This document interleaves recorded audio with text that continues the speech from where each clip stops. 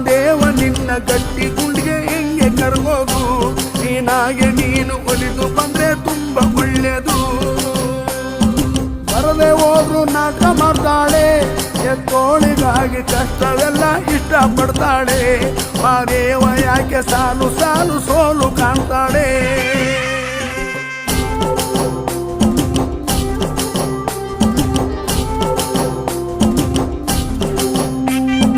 ಯಾವ ಬಗೆ ತಂತ್ರ ಹೂಡೋದು, ಮಾದೇವ ನಿನ್ನ ಯಾವ ತರ ಧ್ಯಾನ ಮಾಡೋದು, ಎಷ್ಟಂತ ನಿನ್ನ ಹೊಂಚು ಹಾಕಿ ದಾರಿ ಕಾಯೋದು. ಕಲ್ಲು ಬಂಡೆ ಕರುಣೆ ತೋರಯ್ಯ, ಮಾದೇವ ಚೂರು ಮನವಿಯನ್ನು ಒಮ್ಮೆ ಕೇಳಯ್ಯ. ಯಾವಾಗ್ಲೂ ಹಿಂಗೆ ಕೈಯ ಕೊಟ್ಟು ಹೋದ್ರೆ ಹೆಂಗಯ್ಯ.